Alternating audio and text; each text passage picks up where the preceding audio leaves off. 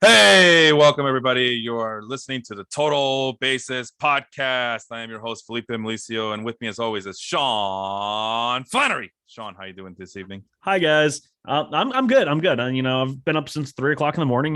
Typical Monday. We're ready to get this show on the road so I can go to bed. Yeah, ditto, ditto. Yeah, I mean, I too have been up since 3 o'clock in the morning, but that's not for the same reasons you were I mean, up. I mean, my job is technically babysitting. You were sitting a baby. Close enough. Yeah, somebody just refused to go back to bed, and that ruined my day today. So we'll see if she does better today. In the meantime, you have us for the next hour or so. As we, last week, Sean, we talked about some of the. Well, first of all, foremost, we talked about how awful the waiver wire landscape is with pitchers. There's just not any to speak of, anybody to brag about. No, it was a very frustrating ordeal to talk about them last week, as the cover is pretty bare at this point. So we're gonna switch gears and now talk about some of the hitters that might be available in fantasy, and not just that, but from a real baseball perspective, some hitters that you may have not realized ever existed. We always like to throw out names out there that are way under the radar, as today's scrubs is tomorrow's superstars, it seems like. So might as well get ahead of the curve and bring it to you guys first before anybody else. And Sean, I'm sorry, you said you had a name you wanted to talk about. I'll let you start out. What player did you want to talk about? Just looking at the month of August, the top six hitters and really top 10 are just really everyone we expect to be there, right? Jesse Winker, he was there, but he's now on the injured list, replaced by top 5 Reds prospect Jose Barrero. Keep an eye on him in deeper leagues. But then you get a name like CJ Cron is apparently one of the league's best hitters so far in the month of August. Only 12 game, 50 plate appearances, but right up there with Eloy Jimenez and Teoscar Hernandez, who just won Player of the Week. And then number 6 is really going to throw a wrench in people's plans. It's Chicago Cubs. I guess he's doing his best Dave Kingman impersonation, but Frank Schwindel in 13 games so far in August, 48 plate appearances, 4 home runs, 13 RBIs, batting .378 with a .207 WRC plus. Of course, that Cubs team has literally nothing to lose except more games. So Schwindel is right in the middle of the lineup. And what his teammate is actually 13th in terms of best WRC plus in the month of August, Rafael Ortega, who's just playing himself up and up ADP list for next year. Like I said, those aren't two names that we really expected to be there, CJ Cron and Frank Schwindel. But here's these lumbering right-handed power hitters. And we're starting to see some revitalization of players that had struggled early in the year too. Guys like Michael Conforto having a hot month so far. Matt Chapman having a hot month so far. So there are some rebounds, also some oddballs like Schwindel that are out there as well. Yeah, I can't find Jose Barrero in Fangraphs. Does he go by a different name? It's I'm pretty sure Barrero.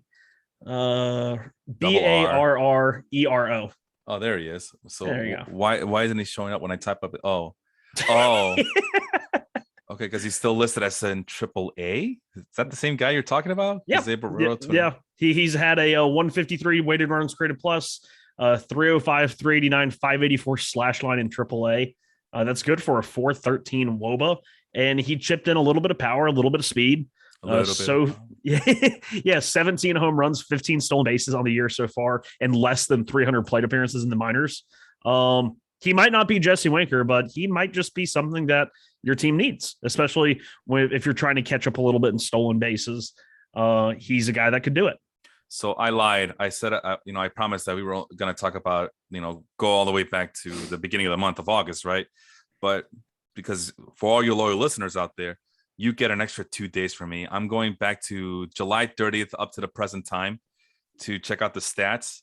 And the first name I want to talk about is Josh Rojas. It's a guy we talked about. Oh, God.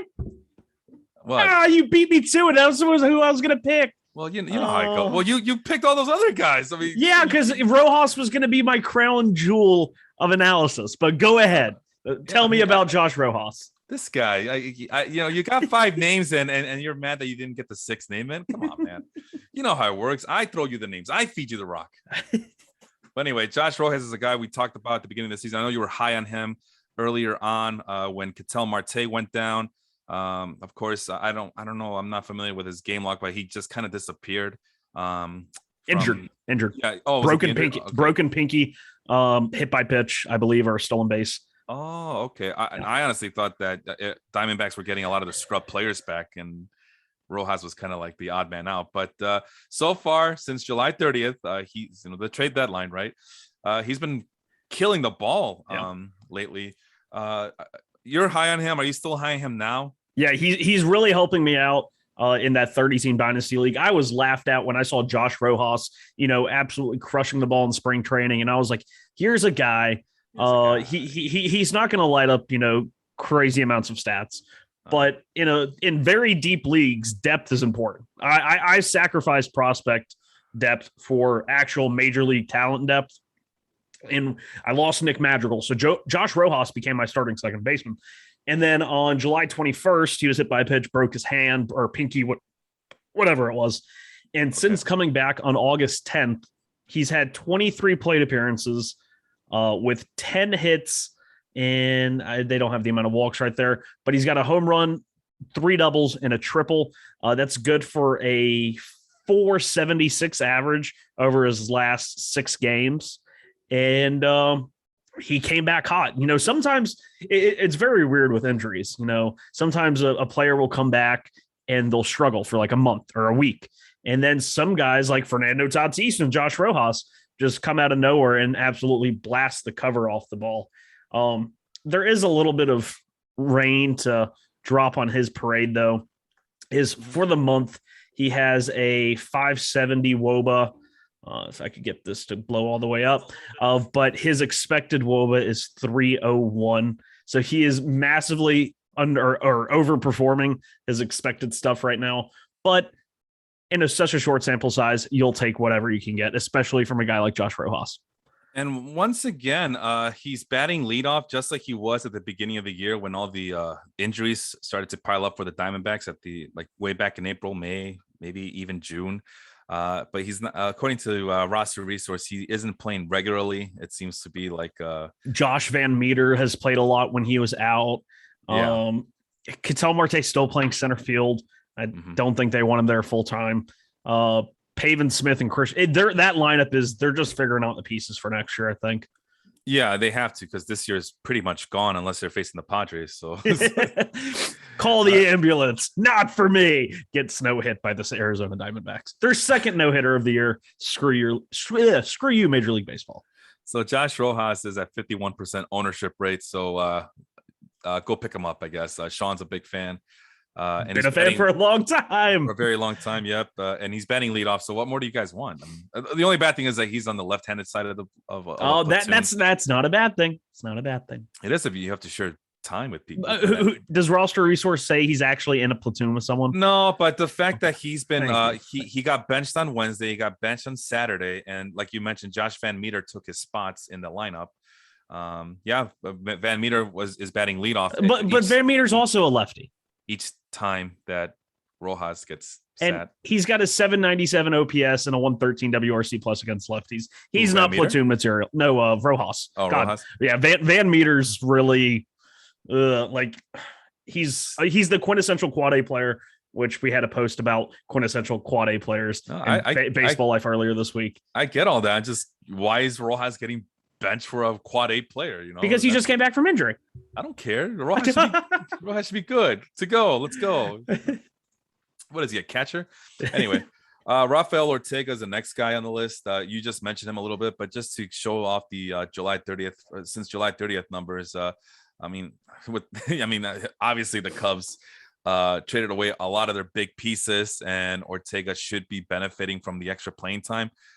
He's posting really good numbers. He's playing almost every day, leading off at center field, also left-handed, but he is 30 years old. But the Cubs are tanking, full tank mode. So they're going to put up a lot of bad players out there just so they can continue to lose because they're losers. Think they're tanking for Tua, but they missed the memo and they're a year or two late? For Tua Tagovailoa? Yeah, Tua Tagovailoa.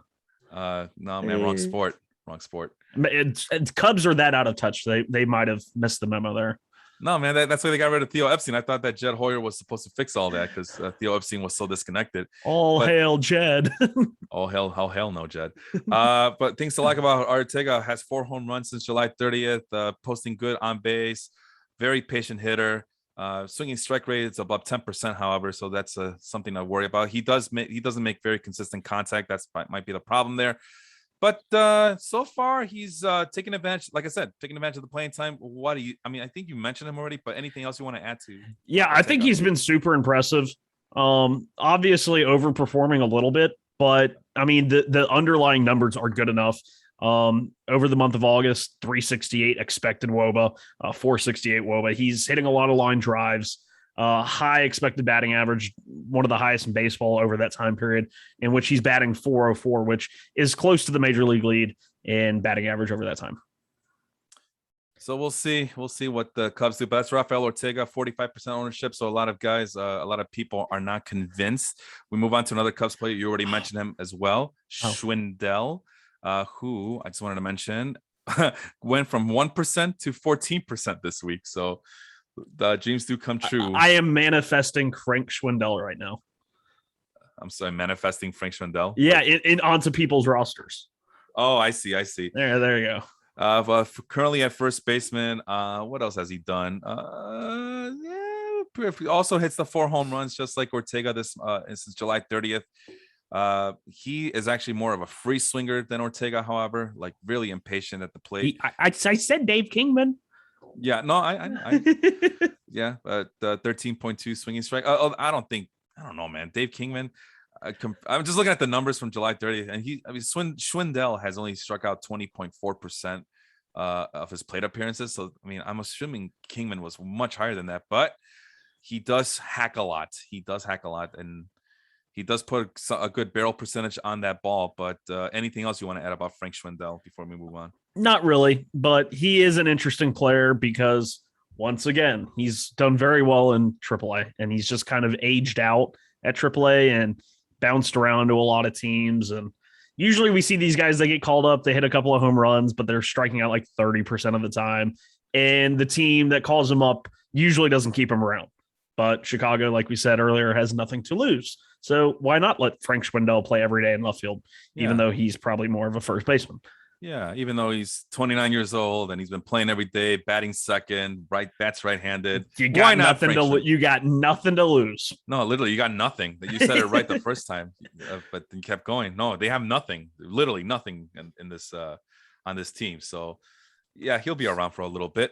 Move on to Bobby Dahlbeck. I know this is a guy that a lot of the podcasts I listened to this past weekend were mentioning as a I don't want to say red flag, but as a guy who's not going to be getting the playing time, as the Red Sox are pretty deep in those positions that Bobby Dahlbeck can position himself in. How do you see Bobby Dahlbeck making an impact for the Red Sox for the rest of the year?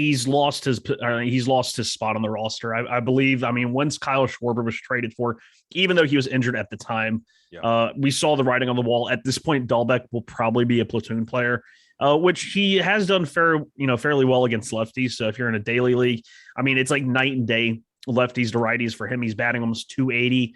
How many of his home runs came against lefties? I had it right here.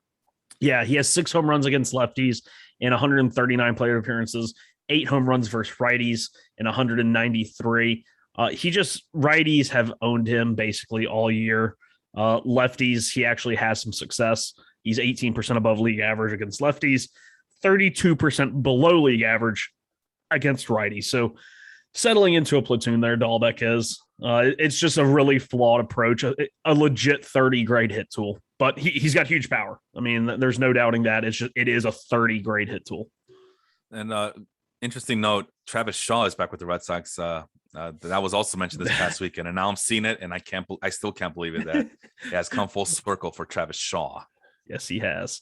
Now, there is one lesser known, and I'm sure he fits underneath your ownership percentages, who I was not allowed to talk about 2 weeks ago, and that was Abraham Toro. He's not even listed here, man. No, people should know who he is. Yeah, but what's his ownership percentage? Oh, okay, hold on. I gotta look it up I because he's not. got you here. I haven't looked it up, but I know it's there. I know it's below your 55%. There's it would show up. Okay, well we'll see. Okay, that's okay. So Abraham Toro, right? He's already owned in my league, so like a long time ago he was owned, and sure enough, he's look at that, 50%. Yeah, He had 29% starting. he has a where is it 433 on base percentage since the calendar flipped to August. All of his stuff is awesome. He's batting 320 with a 290 expected batting average. He's actually underperforming his power numbers. 460 slug with almost 550 expected slugging. He's awesome. Abraham Toro is awesome. Josh Rojas is awesome. And they were all in that same group of prospects back in 2019 that I was really excited about. And you know what? Player development takes time. So now we get to reap the rewards. Yeah, Toro Hernandez. So the list I like to use is the most added players since the last week. So obviously a guy like Lewis Brinson, who was on this list this morning. I don't know where the hell he went. What am I doing wrong here? I know I'm missing something.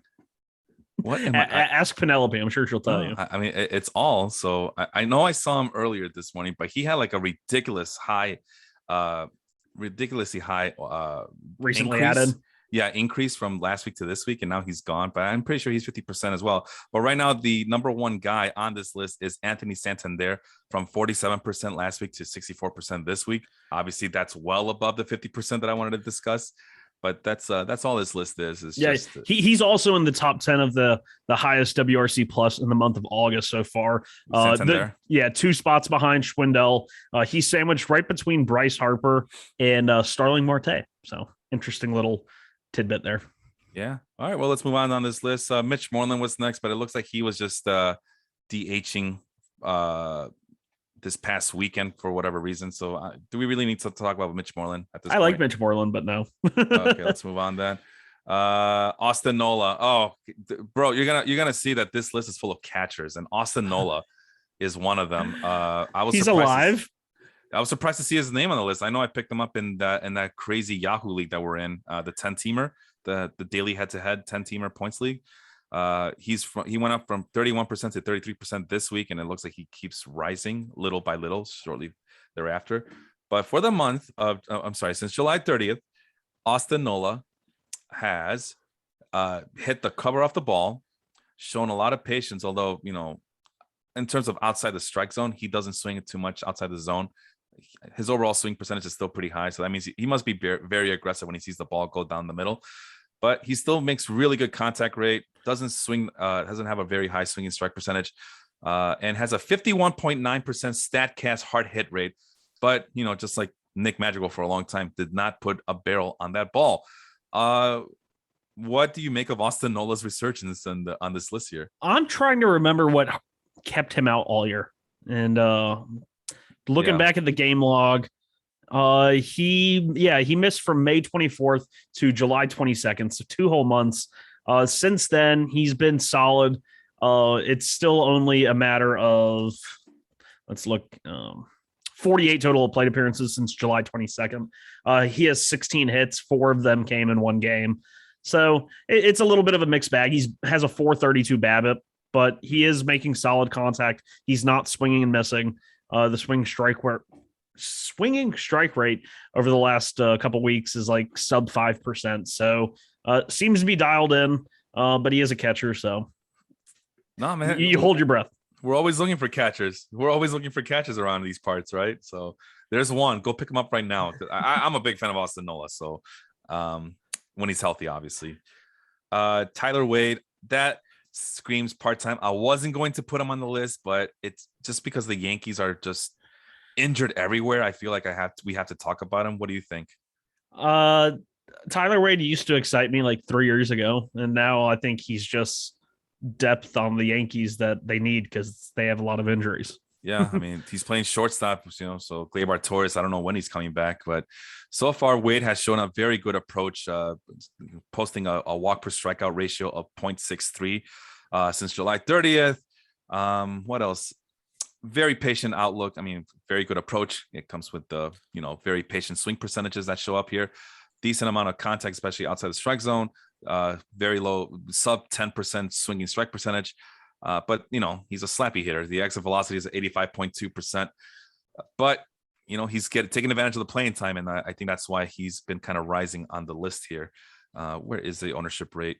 There it is. No, that's not him. There it is. Yeah, he went from last week being owned in 1% of leagues to 11% this week. So, but we can move on if you want to one of your favorite guys. You ready? Oh, goodness.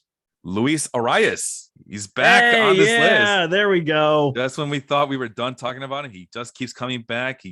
I don't know. For some reason, he gets to that point where he's owned and misses the cut on our show. And then every other week, he just makes it back. So right now, he's owned in 34% of leagues right now. And, same old Luis Arias. Very, very, very patient approach. Walks more than he strikes out. Is putting solid contact at the ball right now. 91.8% contact rate since July 30th. Very patient, does not swing at bad pitches. But again, the power and the hitting with authority is not there. But go ahead, tell people why they should consider Luis Arias at second base on their teams. He's awesome. And I mean, he is going to be the guy that bats 400 in the future. He's still only 24, even though if you look at his face, you could swear he's like 37. For his career, he has a 294 XBA, 297 this year. He had a 310 expected batting average, 100th percentile in whiff rate, 99th percentile in strikeout rate. He's basically a left-handed Nick Madrigal. So, I am all in on that. But like you said, he is very selective. He doesn't chase. He's not like 99th percentile like Juan Soto-esque, but he just grinds ABs. He's always fouling off pitches.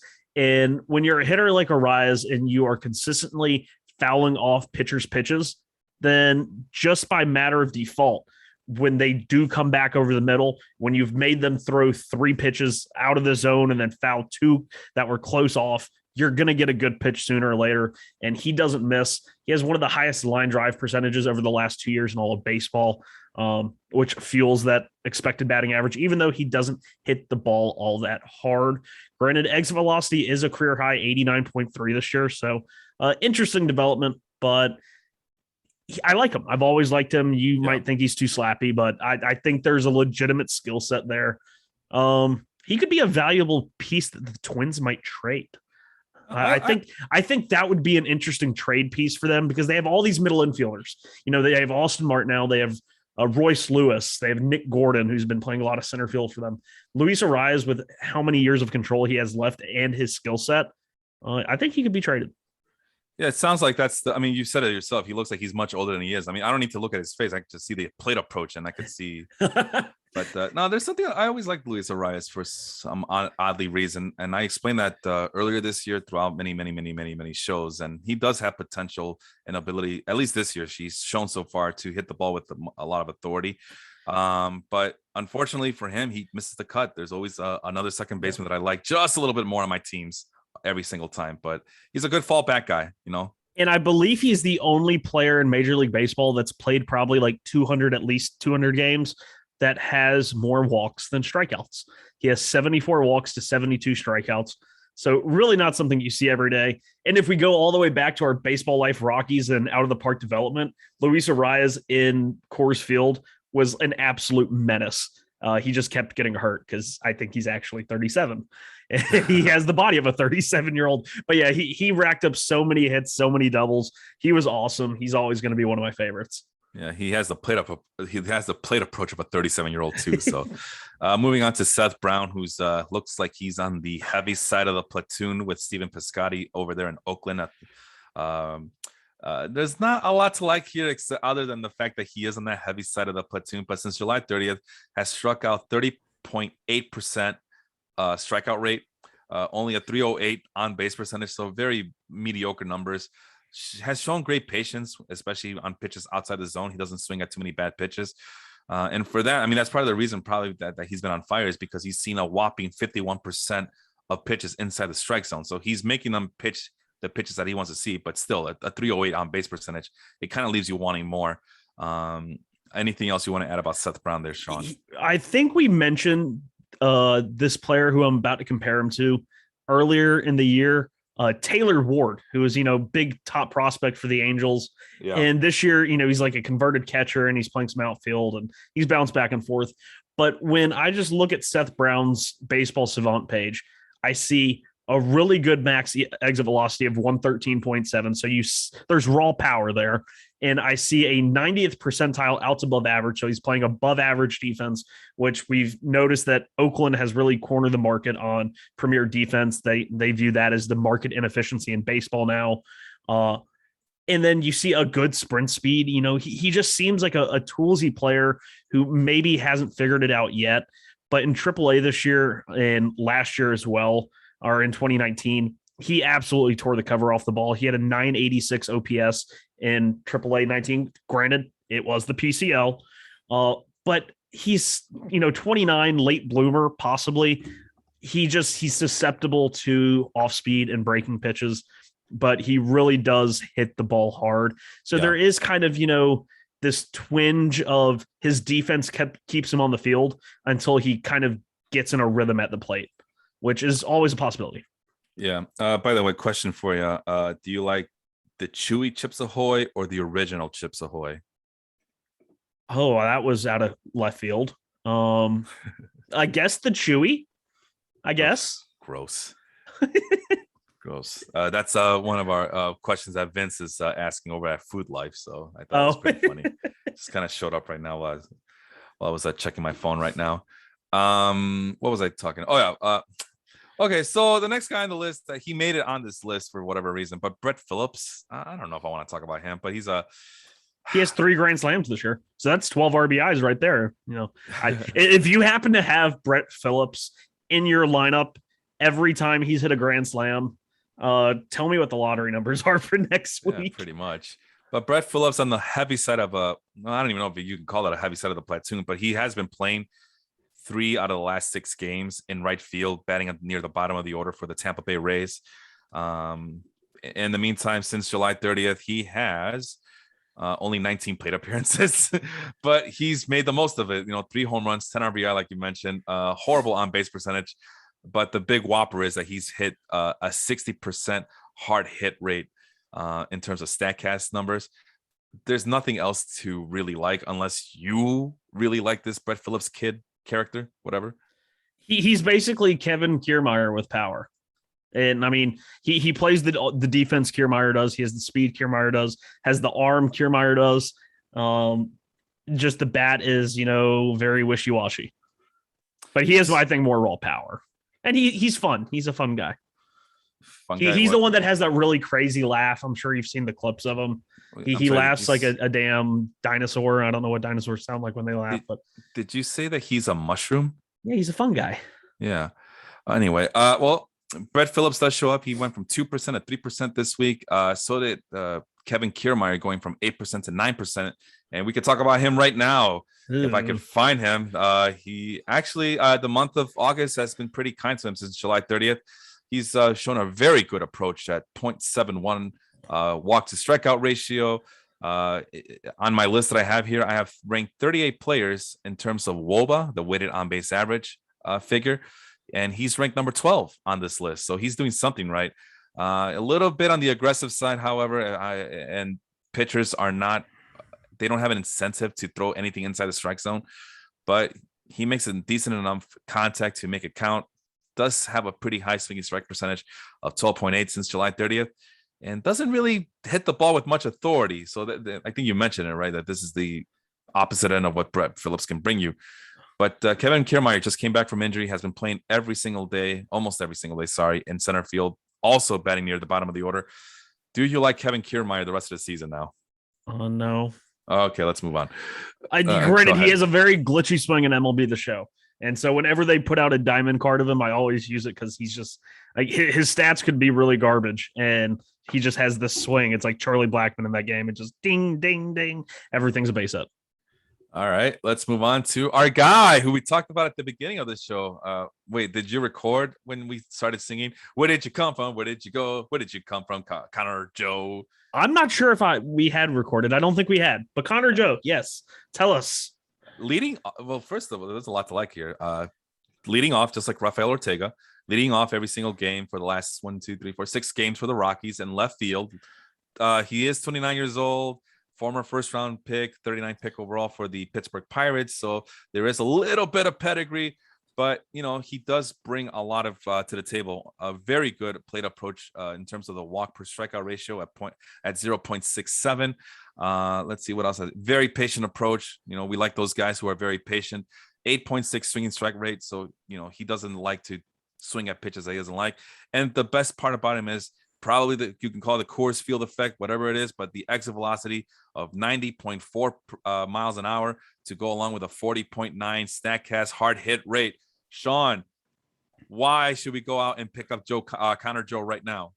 Because he was, like you said, he had the pedigree. He showed it throughout the minors, but it was never anything crazy. And his best minor league years were when he got to AAA and into the PCL, playing in the Dodgers system and with the Rockies. And it's everyone always looks at, a player before they get to the PCL, they have very low power numbers, and then they get to the PCL and they have big power numbers, and that people are skeptical of accepting it as, hey, he's actually really good. But I mean, we've seen both from 2019 to 2021 with Connor Joe that AAA they can't hold him in. And he has a great approach, 109 walks in nearly 180 games in AAA, only 134 strikeouts. So like you said, great approach, really good line drive hitter. That's what's really helping him this year. He has a line drive percent over 30%. And when you look at the similar batters to Connor Joe based on batted ball profile, you get some really, really interesting names. Freddie Freeman, Anthony Santander, AJ Pollock, who's having just an insane year, Paul Goldschmidt, and Brian Reynolds. Those are all great hitters in 2021.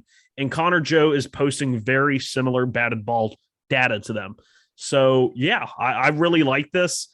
Interesting find. Like you said, he's 29 years old, late bloomer, debuted in 2019, but has just, slogged it through several minor league systems. And he beat cancer. So, yeah, everything he does after this point is just cash. I mean, it's happy to see a success story like this. Everything he does after is just Kevin Cash. Oh, no. Is Kevin Cash going to take him out in the 6th inning? Probably, and then everybody's going to blow their gasket. Programming note, the Step Back over at the Basketball Facebook group, will be appearing right after us, Sean. I did not know that, but I just got the message. We're the appetizer. We're just the appetizer, or I don't know if, according to the private chat, we're the money shot, or whoa, or they're gonna be or they're gonna be providing the money shot. I don't know. We're got to keep it PG. Come on now. Yeah, I mean, if it's money, if it's like legit money, I'm all for it. But if it's the other kind of money shot, then I'll go ahead and skip that. Jake Myers, only 19 plate appearances since July 30th. Really awful. 47.4% strikeout rate. Awful on base percentage. But he's showing up on this list for whatever reason. Okay, I can actually tell you why he's showing up there, because I added him shortly in my 30 team, but I've since dropped him. He is a guy who was called up. The Astros, they trade Miles Straw, and they're like, okay, we don't have a center fielder, so it's Chas McCormick season. And Chas McCormick's a nice player. If you actually go to any of the fantasy websites and look at his portrait shot, it's him in a suit and tie. It's like a college picture. So it's unlike any other MLB portrait you've ever seen. But a guy that was doing really well in AAA, Jake Meyer, in 68 games, he had 16 home runs, 10 stolen bases, was batting .343 with 600 slugging. I mean, absolutely tearing the cover off the ball. After several subpar years in the low to mid minors, they figure they're going to give him a shot. They call him up to be like the 5th outfielder. Kyle Tucker goes on the COVID IL. Yep. And next thing you know, Jake Meyer starting in right field. And the skill set is interesting because we saw how well he did in AAA this year. So he had two home runs the other night, including a grand slam. Right now, he's striking out for almost 48% of the time. So obviously some adjustment issues. But both of his home runs were pretty encouraging to see, especially out of a young player. They went to right center field in LA. One of them actually cleared that tall wall they have in right center. The other just bounced above the yellow line on the scoreboard. So interesting profile. I'd keep an eye on him, but I'm not, jumping to go get him. Yeah, I don't want to frame it this way, but just from the mindset of the show, it just seems like they got rid of Miles Straw just so they can play Jake Myers more often. Is that the right No, assessment no, or what? I don't know why they traded Miles Straw. That one came so out of left. They got Phil Maton, which it's like when I see Houston target this middling random middle reliever in a team, I'm just expecting them to be like the best reliever in baseball the next year. And so I'm not sure if like Phil Maton is Ryan Presley 2.0. I don't even know how he's done as an Astro, but I thought that trade was very weird. I don't think it was meant specifically to get Jake Meyer playing time, but it was also, like I said, I don't get it. Well, remember he came from Cleveland, so that's one of the 4 or 5 Okay, organizations. actually, this makes sense now. I look at Phil Maton's baseball savant page, 97th percentile in whiff, 92nd percentile in fastball spin rate, and 95th percentile in curveball spin rate. So yeah, that's Houston like picking out a guy and saying, "I want you." Well, he's still a work in progress. You ask, I don't know how he's been doing in Houston since he got traded. Well, here it is in 6 games. His strikeout, his K per 9, his strikeout per 9 innings actually went down from 13. He's got 6 and 5 innings. I'm just telling you, it went down from 13.28 to 9.53. The walk rate went down, so the control is there finally. It's 2 walks in 5 innings. I'm just saying, from 4.35 to 3.18. FIP is way up there. ERA is way up there. XFIP is way up there. So it's a work in progress for a team that's trying to vie for another playoff position here.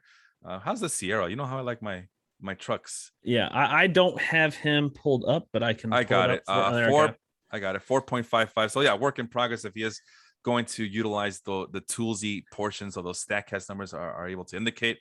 So we'll see. A lot of Astros connection. Let's just go and just do that instead. So we talked about Miles Straw. So let's start with Miles Straw, who's ranked number 19 on this list at a 363. WOBA since July 30th has gotten to 70 plate appearances. So yeah, Cleveland is taking full advantage of their new toy there. Very good approach, considering that, I know the walk per strikeout ratio since July 30th isn't that high, but he's walking more than 10% of the time as well. So that's always a plus. Can get on base. And when he gets on base, as you know, Sean, he's a threat to steal bases. He already has 3 under his belt since getting traded to Cleveland. Very, very patient approach. 26.9% outside the strike zone swinging percentage, 4.8 swinging strike percentage, makes loads of contact.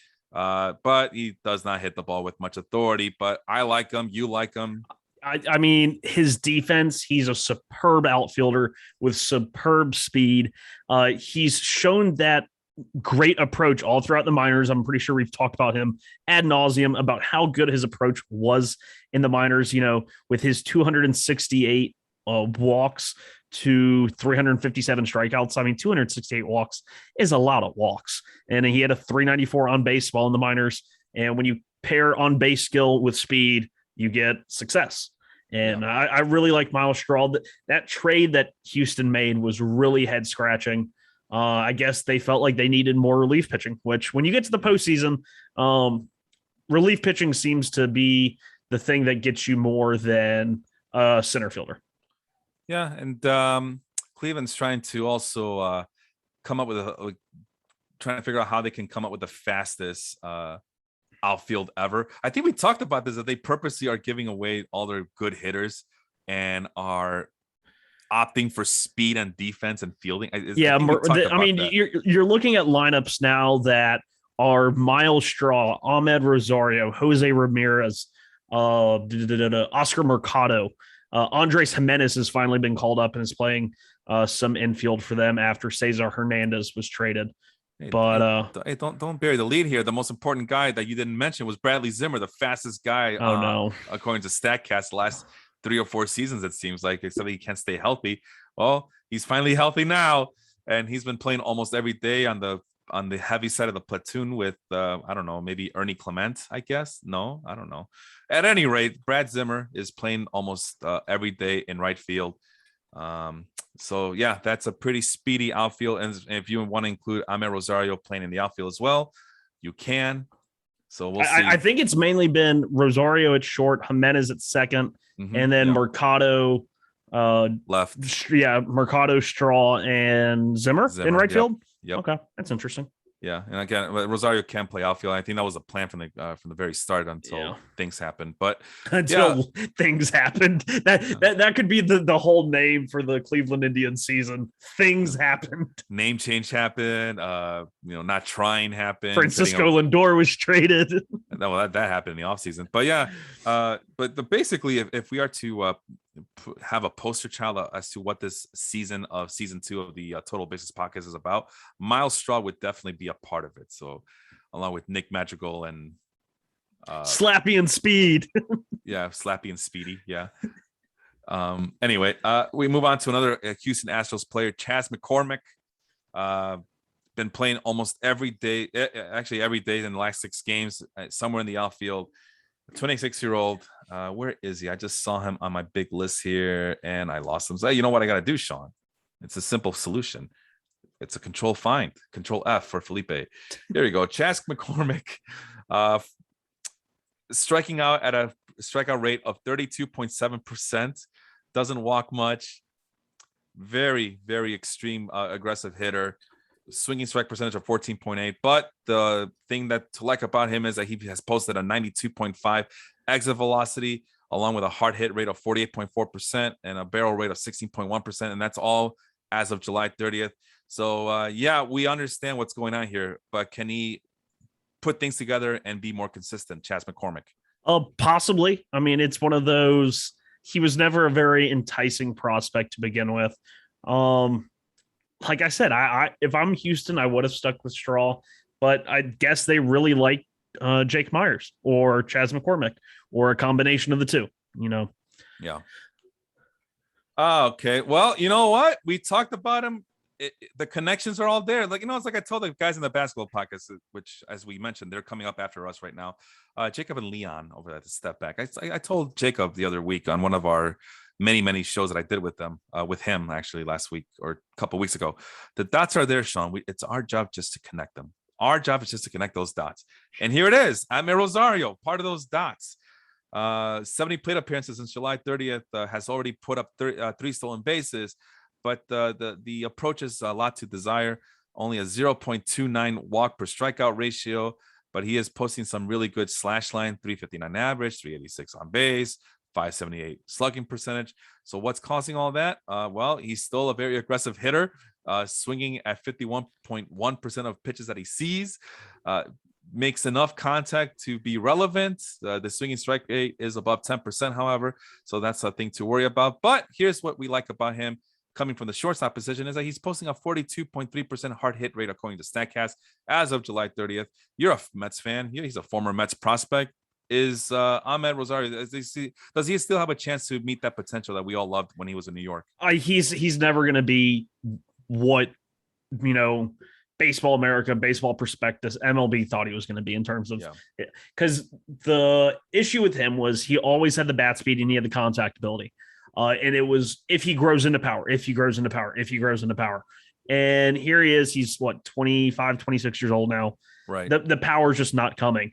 And it's so frustrating because at times Ahmed Rosario just looked like one of the most natural hitters from the right side of just kind of throwing your hands at it. And at other times he looked like Javi Baez.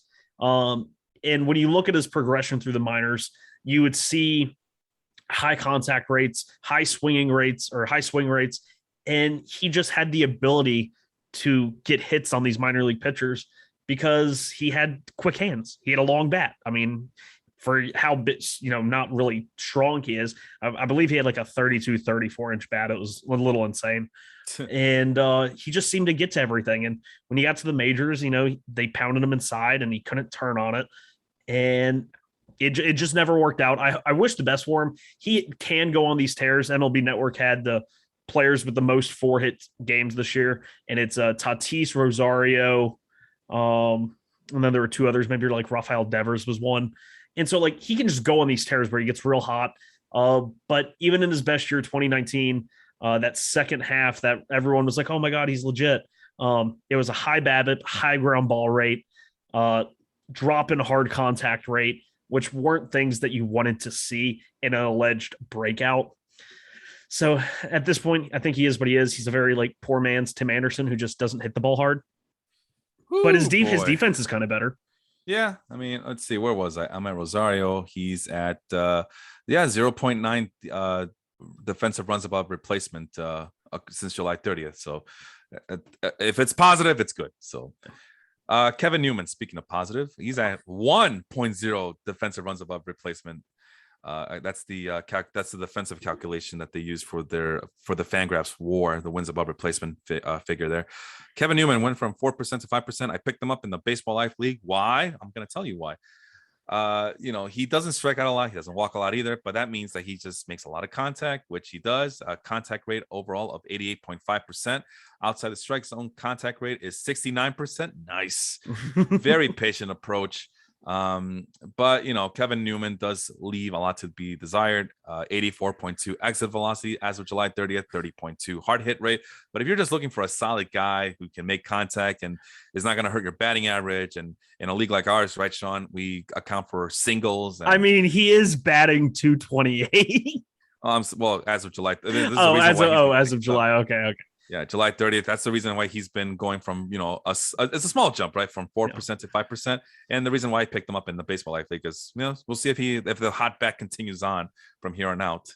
Yeah, when the Mets were playing Pittsburgh towards the end of July, I want to say I remember them hearing saying in the broadcast that he had one of the highest balls in play percentages in all of baseball. When you look at it, he has one of the lowest strikeout rates in all of baseball at 7.6%. That just seems fake in today's game. He has a 99th percentile in whiff rate. He just swings and hits everything, and sometimes that's not good because he makes contact and it's just a weak ground ball. But I'd much rather a player have that innate skill of making contact and putting the bat on the ball than have someone with 80 grade power and they are lucky if they hit the ball. And I'm looking at you, Stephen Moya, of the 2014 Detroit Tigers top prospects, wannabe Aaron Judge, and then went to Japan and was like somehow worse. It really blew my mind. You went from struggling in AAA and you were just even worse in Japan. But neither here nor there. Random Stephen Moya tidbit. We go from the current Pirates player to a former Pirates player in Elias Diaz. And Elias Diaz, I told you catchers were going to show up a lot in this one, more than what we're used to.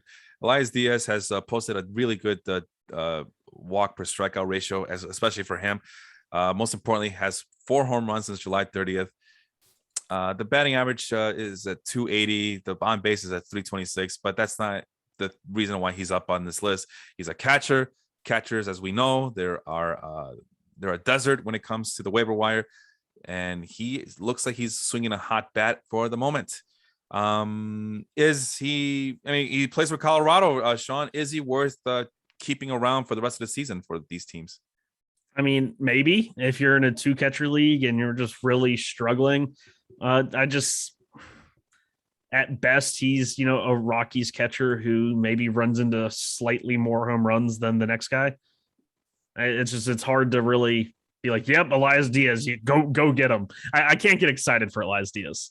Yeah, and he has a little bit of a timeshare, although he looks like he's the one that's dominating. Is it still him and Tony Walters? No. Oh God, no. No. Right now, according to Roster Resource, as of the last 6 games, it's been him and Dominic Nunez. Dom Nunez. It's the other Tony Walters, left-handed. Yeah. Yeah. So yeah. Moving on to now we're getting very obscure. I wanted to get your thoughts on this guy because now the Rangers traded away all their decent players, I guess. Oh, I think I know who you're going to talk about. Yeah, yes. Okay. Well, go. I think I know who you're going to say. Well, I hope I don't disappoint you, but the next guy on this list is some guy named Yoel Pozo. No, wrong one. You're supposed to pick the other Ranger with the Y name. Yoel Pozo. I mean, it's like a grade 80 grade name, but big power hitter. Kind of that's it. He's supposed to be a catcher. He is the great value brand Yermin Mercedes. Maybe I guess I'll put it like that. Without Mercedes as hit tool. But Oh man. now the other Ranger that people need to be going getting is Yanni Hernandez, who through his first like 10 or so games is batting 290, already has 3 stolen bases, high line drive guy, switch hitter. Oh, he is a lot of fun. But yeah, Pozo is basically just your mean Mercedes. He doesn't walk, he doesn't strike out. So maybe his hit tool is better than I'm giving credit for. Fangraphs has it a 50 out of a 55. Yeah, your mean Mercedes is Yohel Pozo. Hey, if he's catcher eligible, I think he's catcher eligible. And he's only playing DH. I mean, yeah, those are the types of catchers you want on those on your fantasy teams, right? The catcher who qualifies, who doesn't really play catcher, he's going to be fresh. He's going to be able to just concentrate on hitting. Dalton Varsho. Have you seen Dalton Varsho's reemergence? To all the people that patiently waited, he's doing awesome. He had a walk-off home run the other day. The people who patiently waited, people like me who patiently waited all season long. Did you patiently wait, or did you actually keep him, or did you drop him? No, I never dropped him once. Oh, okay. Congratulations. Yeah. Pat yourself on the back. Yeah, Gary Sanchez, Sean Murphy, and Dalton Varsho was saving my. There's a reason why I'm in first place, Sean. Come on. But let's going back to Yoel Pozo, which I guess that's the anglicized version of this name would be Joel Well. Pozo, I guess, means well in Spanish, like water well. So Yoel Water Well. So far, yeah, the big thing about him is that he's shown a lot of power at the moment since he's been called up or has been getting playing time. I mean, he has one home run. Well, 91.8 exit velocity is pretty high on this list. Yeah, that's good. Like I said, he's a lot like your mean Mercedes. I think if pitchers, when a guy first gets burned, they'll pound him in the zone and see if you can hit major league stuff. I think he has that ability. His issue is going to be when they start pitching him out of the zone, which is what your mean Mercedes was unable to figure out. Yeah, and he's already facing a little bit of that. He's, like you said, your mean Mercedes. His swing percentage is 70%. So basically, him, Salvador Perez, and your mean Mercedes need to have a party together, and they're just going to swing and miss at all the ladies. Moving on to Yoni Hernandez. We can talk about him right now. He's been playing almost every day. Switch hitting, middle infielder, also can play third base. So second base and third base is his main positions. So he is lower on the list because he has not been playing up to speed, up to par. But he's been getting enough playing time. He's walking more than he's striking out as of July 30th. Go ahead. He did that his entire minor league career, over 460 games, 290 walks versus 260 strikeouts, which gives him a 394 on base percentage in the minors, 266 average. He is a switch hitter who is much better, I believe, from the right side. But he walks against both pretty well. He's not going to hit for any sort of power. He has 4 career home runs in the minor leagues. He is the king of the soft line drive. If you look at his spray chart on Baseball Savant already, it is literally just base hits that are in front of the outfielders. I mean, it's amazing what he does. 353 expected batting average over his first 9 games. So, super interesting. Has good speed. Well, not really good speed. Right now, his average sprint speed is only 27 feet per second, which isn't very high, but he has a history of stolen bases in the minors. He's already 3 for 3. And in the minors, he stole 154 bags, but was caught 65 times. Ooh. So percentage wise, not good. What is good is he plays for the Rangers. Rangers have one of the highest stolen base totals in all of baseball. They're a bad team. Bad teams run more. Yep. I like Yanni Hernandez. I picked him up in my 30-team league. He's the guy that I dropped Jake Meyer for. Actually, not Jake Meyer, Jack Mayfield, the Angels guy. But Yanni Hernandez, lots of fun, and also a really good name, Yanni.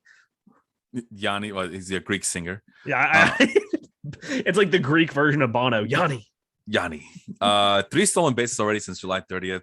Really ridiculous high contact since that time span, July 30th. His outside the strike zone contact rate, Sean, is 94.4%. So moving back up on the list after Yoel Pozo is number 18th ranked Aledmys Diaz, who we failed to mention in our Houston Astros overview a little bit. But Aledmys Diaz, a veteran middle infielder, playing regularly because of Alex Bregman's injury. And Has Yuli Gurriel, I believe, is hurt as well. yeah, and I actually saw Yuli Gurriel on this list. I wonder if he's coming back Oh, soon. he just got activated this weekend. Okay, there you go. Okay. Okay, so that explains it. But yeah, Aledmys Diaz was always a guy who was patient and makes a lot of contact. So as of July 30th, the walk rate isn't there, but that's okay because he makes lots of contact, right? Sure enough, 79.8% contact rate overall. It's not the greatest, but it's not bad, especially for a guy like Diaz. But he has been swinging the bat a lot more aggressively as of July 30th. Swing percentage of 50.4%. So that's higher than I remember there, Sean. But the best part about him is that he only has a swing percentage of 9.6%, swinging strike percentage of 9.6%. Sorry. But other than that, he doesn't make a lot of authoritative contact, only an 85.6% exit velocity. So with all that being said, what do you make of Aledmys Diaz? He's always been a solid, role player. I go back to his days in St. Louis when he was, the all-star shortstop in his first year, and he really never has fully recaptured that form. But I still think he is a valuable player, just based on he plays a lot of positions. And when you're on a team like Houston with a great lineup and somebody goes down with injury, I mean, he's already played 19 games at third base, 10 at first, 9 in left field, 8 at second, 3 at short. He's playing all over the place. Yeah. And when you have that kind of versatility, you're going to get into games. And especially if there are 1 or 2 injuries, then you're going to start playing every day.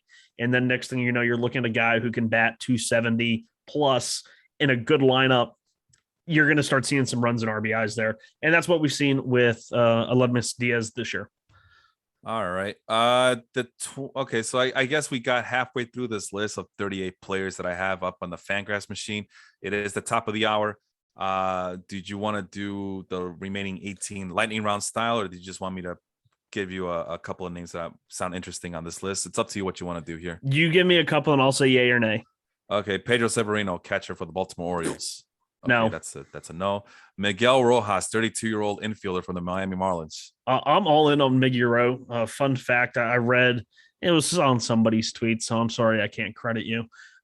Since the end of 2019, he has a higher WAR than Francisco Lindor, Dansby Swanson, and like 4 other all-star level shortstops. So Miggy Rowe's awesome. Gets slept on a lot. There's a reason he's the unspoken captain of that Marlins team. Yeah.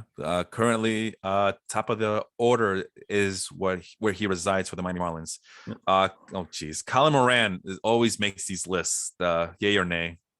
Remember when we were excited about Colin Moran after he had 5 home runs in the first week in 2020? Every single year we get excited. In April and May, we get excited about Colin Moran, and then he just disappears. Well, it's like when Colin Moran is good, he looks like Corey Seager to me.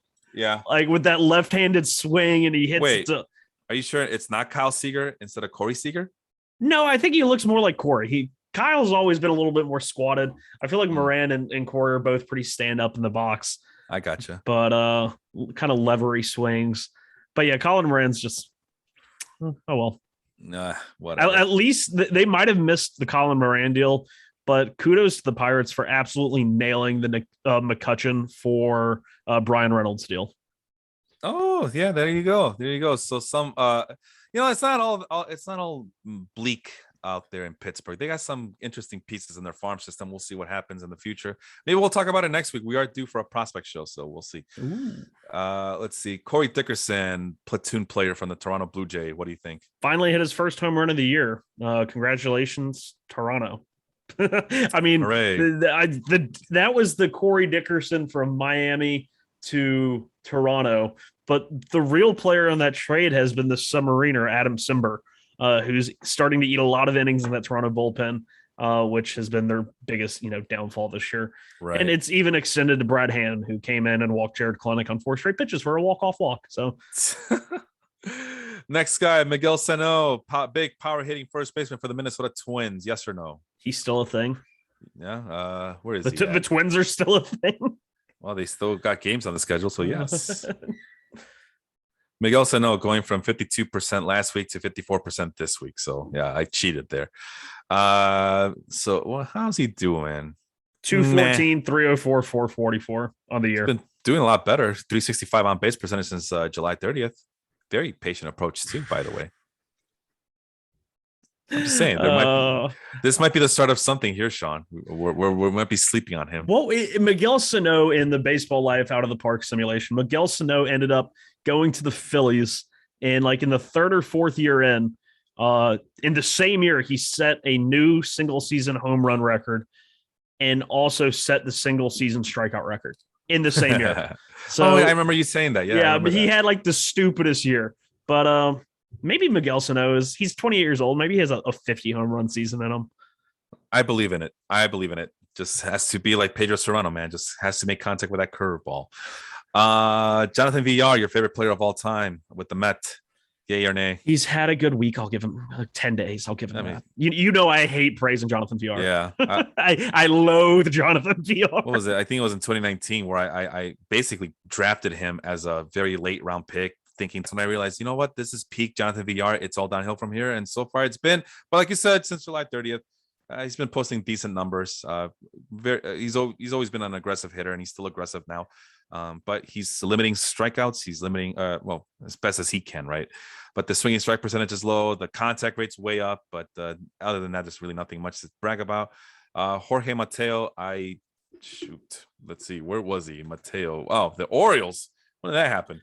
Yeah, he got DFA'd in San Diego. They picked him up because Baltimore has nothing to lose. Oh, that Jorge Mateo. Yeah, the 60 stolen bases in low A that had Yankee fans going crazy thinking they had Ricky Henderson. Oh, wow. Okay, well, he's on the bench, but he's been playing almost every day.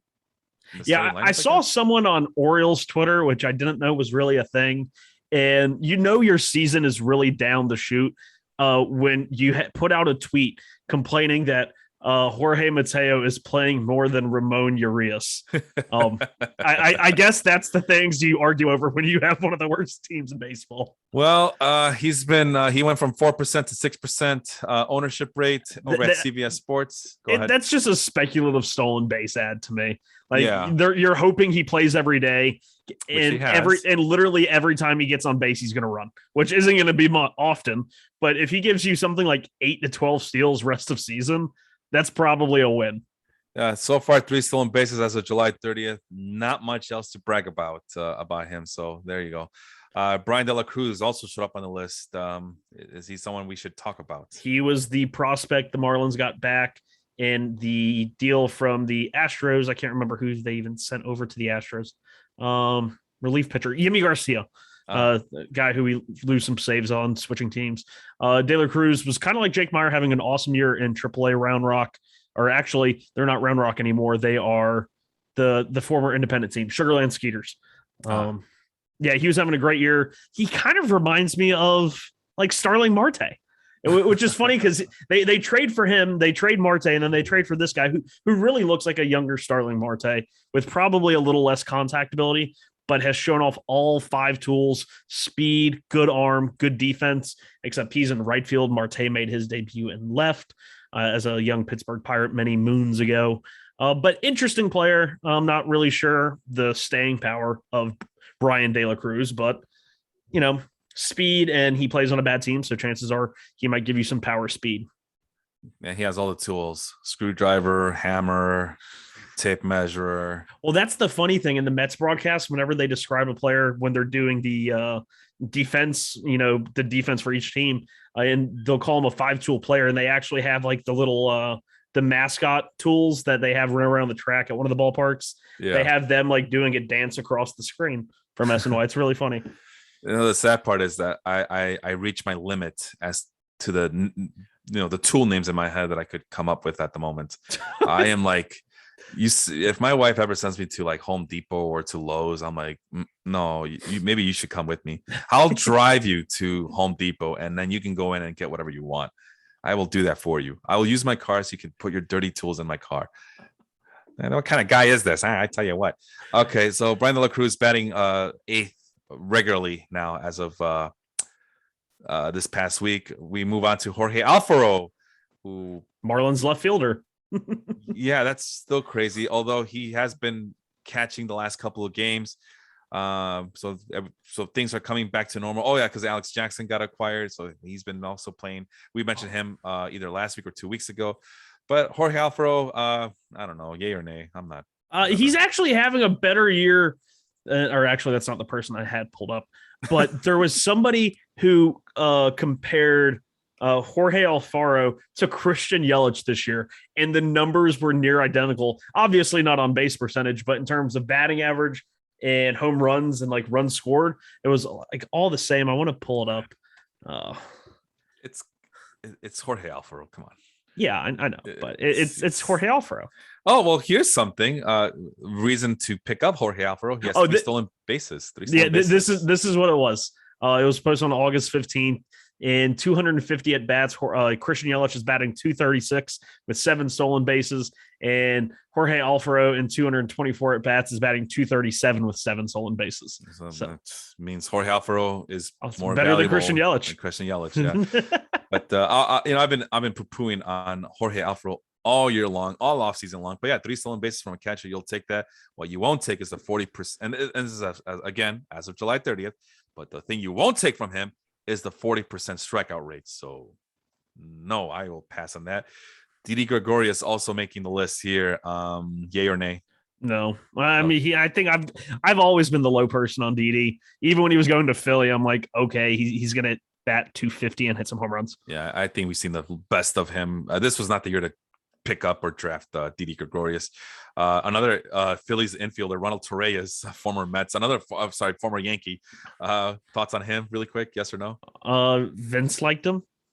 Yeah. Vince liked him or Vince hated him. I'm always confused that Vince hates guys that swing and miss, and then he hates guys that make too much contact. It's very confusing. I don't get it. But anyway, Travis d'Arnaud, I told you this list is going to be full of catchers. He is back, but he's off to a slow start. But what do you think about him? It's going to be interesting. Thumbs are very known for really sapping power. And if Travis d'Arnaud isn't hitting power, I think you're a little worried there. Because he really is. He's a more of not like a prodigious home run hitter. When he's on, he's hitting high line drives all over the field. I sound like Keith Hernandez when I say that. Oh, he doesn't need to pull the ball in the air to hit home runs. He just hits it line to line, gap to gap. But I feel like that is the hitter that Travis d'Arnaud is. And that's what he's doing when he's at his best. He missed a lot of time, and he's a catcher. It might just be a little too late for him to really get into a rhythm and help you out in terms of fantasy. Yeah, gap to gap. It sounds like most people on the weekends at the mall. Malls are still a thing. Yeah, I mean, I live in one of the biggest malls in America here, right? So show some respect. Where was I? Yan Gomes. He's actually taking away playing time from Sean Murphy, but he hasn't done much of anything and since being acquired by the Oakland Athletics. He's 33 years old. Is there any hope for Yan Gomes to be productive for fantasy teams this year? I don't know. He's really old. I just, it's kind of, I think Yan Gomes playing more down the stretch says less about Yan Gomes and more about Sean Murphy in terms of Sean Murphy just kind of falling off in the second half. Granted, for the second year in a row, Yan Gomes has a 104 weighted runs created plus with a solid batting average for a catcher, 284 last year, 268 this year. In OBP leagues, he's not really that great, but he's hitting the ball a little bit for power. He kind of having a Kurt Suzuki light year, I guess. That's when I look at that stat line. Kurt Suzuki would put up a little bit of a higher on base. All right, final four. I'm just going to throw them at you. Lamonte Wade Jr., Austin Hayes, Pavin Smith, Evan Longoria. These are the 4 worst players, according to WOBA, on this 38-player list. I don't know, just lightning round them as fast as you can. Who are the 4 again? You cut out on me. Sorry, Lamonte Wade is one. Oh, I like Lamont Wade Jr. I really like him. He slept on a good power speed threat. He was good even when he was in Minnesota. He just never got a chance on the big league squad because they had guys like Byron Buxton and Max Kepler, who Max Kepler kind of made Lamont Wade Jr. Redundant. But yeah, Lamont Wade, great pickup by San Francisco. He is a platoon lefty. So you are right. You can gripe about that. Austin and San Francisco loves their platoons this year. Yeah, they're like clearly Tampa of the West Coast.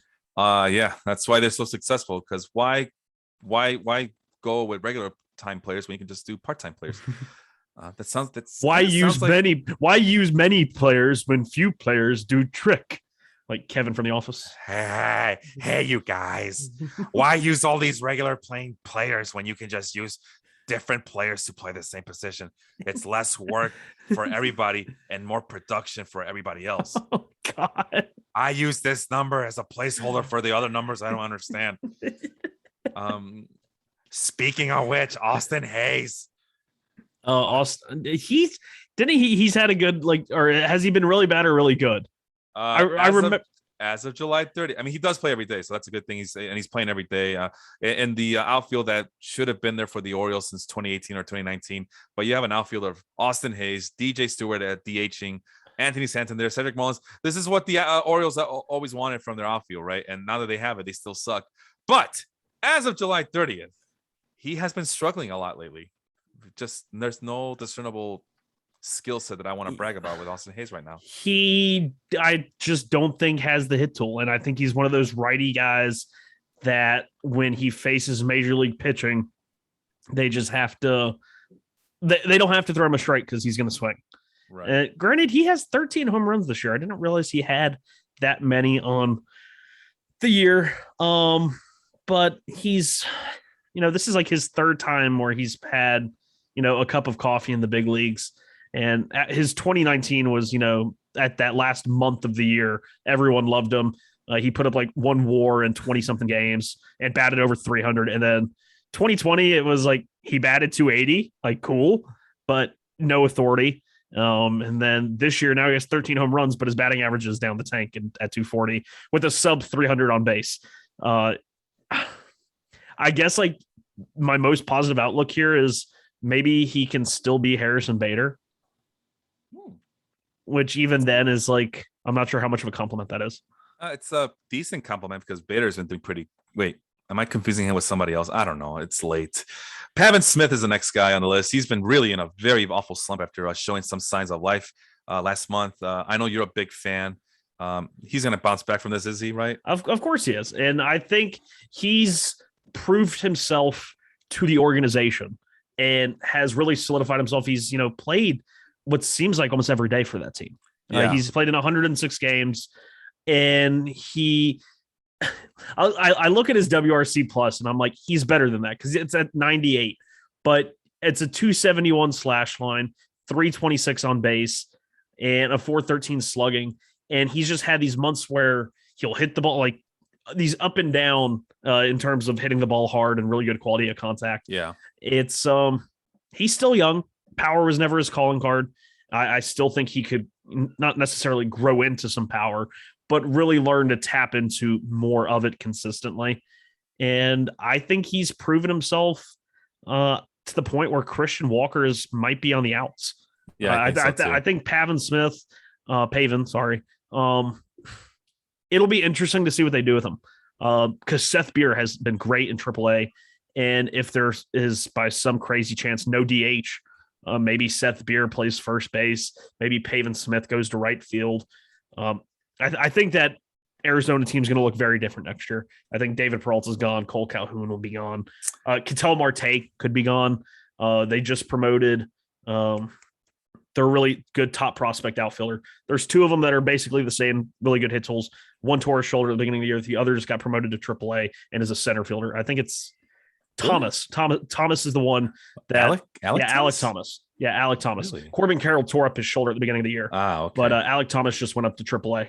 He was crushing AA. I mean, it was just stupid. Oh, I thought you were talking that he got promoted to the big league club. Oh, no. He got promoted to AAA. That makes more sense. Okay. So I could see Ketel Marte possibly traded in the offseason, even though he's on like a 60 double pace this year. If they really wanted to restack that farm system and kind of retool on the fly, Ketel Marte would be the guy to move. And Alec Thomas, who had a 134 WRC plus in AA this year with 10 home runs, 8 stolen bases, could very easily fill that hole in center field. All right, last guy on the list, Evan Longoria, yes or no? He was doing really, really good before he got hurt, but I have no clue what he's been doing since he came back. He's only played in 5 games. I mean, he's just came back. He's at 30. He was 34% last week. He's up to 36% ownership rate this week. But to me, it's a work in progress. I know that a lot of the podcasts I listened to over this weekend were very excited to see his name show up on these lists. But Let's see, where is he now? Evan Longoria. Yeah, he's on the bench right now. You mentioned it earlier. Platoon. Yeah, him, like Tommy LaStella's played a lot of third base. Wilmer Flores has played a lot of third base. Chris Bryant. Yeah, Chris Bryant. Didn't even think about him. Yeah, that's